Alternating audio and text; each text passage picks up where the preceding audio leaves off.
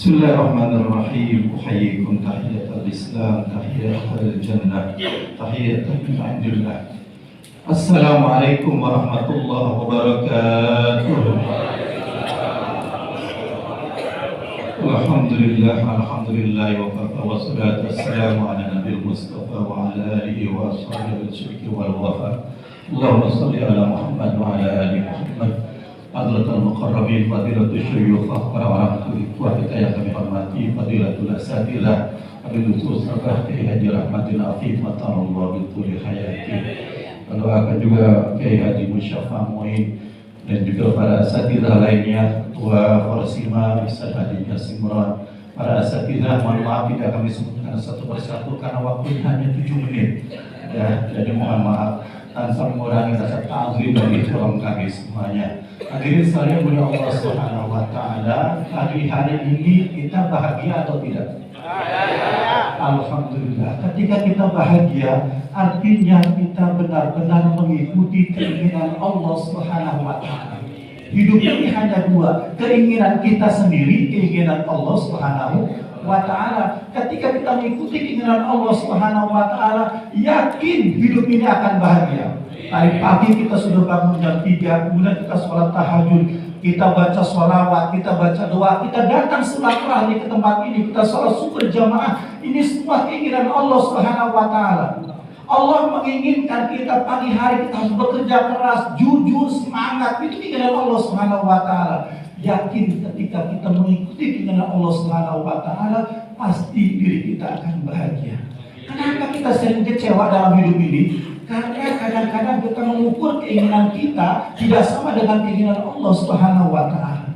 Kita ingin dapat mantu yang hebat, kita ingin dapat anak yang sukses, tapi belum diberikan oleh Allah Subhanahu wa taala. Ternyata mantu yang datang oleh Allah Subhanahu wa taala adalah si A, berarti keinginan kita si B. Kita belum tentu mengharapkan itu, semuanya akan diberikan kecewaan ketika harapan kita tidak sama dengan keinginan Allah Subhanahu wa taala. Jadi biasakan hidup ini sesuai dengan keinginan Allah Subhanahu wa taala. Ketika datang siang hari, sholat subuh, zuhur, azan memanggil, lakukan keinginan Allah Subhanahu wa taala. Jangan kita lewati, jangan kita lewati. Hadirin sekalian Allah Subhanahu wa taala, pesan yang kedua yaitu ini Forsima. Diganti pengurus hari ini sudah ada, insya Allah kan ada pengukuhan katanya. Kami berpesan, Al-Fakih berpesan kepada pengurus Forsima, ada 6 kiat sukses agar bisa meraih kesuksesan Forsima ini diridhoi oleh Allah Subhanahu wa taala. Ya, kiat ini juga bisa digunakan dalam rumah tangga, kiat ini juga bisa digunakan dalam lembaga pendidikan, dalam organisasi apapun kiat ini bisa digunakan. Yang pertama yaitu ada di surat Al-Anfal ayat 45. Silakan nanti dibuka yang punya mushaf. A'udzubillahi minasyaitonirrajim. Ya ayyuhalladzina amanu idza laqitum fi'atan fathbutu. Yang pertama yaitu sabat. As-sabat itu artinya adalah para pengurus nanti semuanya teguh pendiriannya kepada Allah Subhanahu wa taala, teguh pendiriannya, tidak mencong kanan, tidak mencong kiri, teguh, harus fokus kepada visi dan misi dari Forsima ini. Semuanya harus betul-betul saling gandeng menggandeng bersama. Ketika ketua mulai lelet, kita tanyakan kenapa lelet? Kenapa lelet ketua? Karena ketua membuka pos baru misalkan. Ya. Maka pos baru ketika akan mendekatkan memajukan Forsima, maka boleh kita buka pos baru. Tapi kalau misalkan akan menghambat kemajuan Forsima, jangan. Nanti fokusnya akan hilang. Kemudian yang kedua dalam tersebut, wadhkurullaha katsiran la'allakum tuflihun. Banyak berzikir kepada Allah Subhanahu wa taala, senantiasa kita mengingat Allah Subhanahu wa taala. Kemudian yang ketiga adalah wa'atiullaha wa rasulahu, senantiasa taat kepada Allah dan Rasulnya. Ingat, amalan apapun ketika kita lakukan tanpa ketaatan pada Allah Subhanahu wa taala tidak akan bernilai.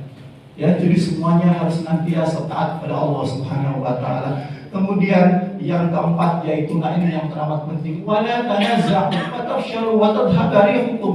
Yang keempat yaitu jangan bertengkar. Tidak boleh ada perselisihan. Tidak boleh ada perselisihan. semuanya ketika sudah diangkat menjadi pengurus masing-masing, divisi apapun dia, bagian apapun dia, harus saling bergandengan tangan.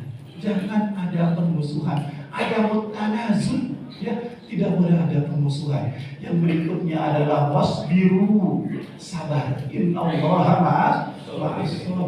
Ya Allah beserta orang-orang yang sabar. Yang menghadapi apapun harus sabar. Begitu pun dalam rumah tangga. Seorang laki-laki ketika istrinya ngoceh, lakinya nggak sabar, apa yang terjadi?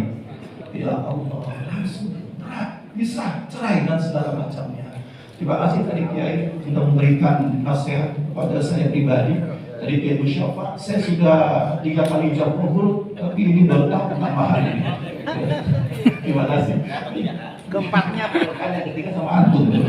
Yang terakhir, yang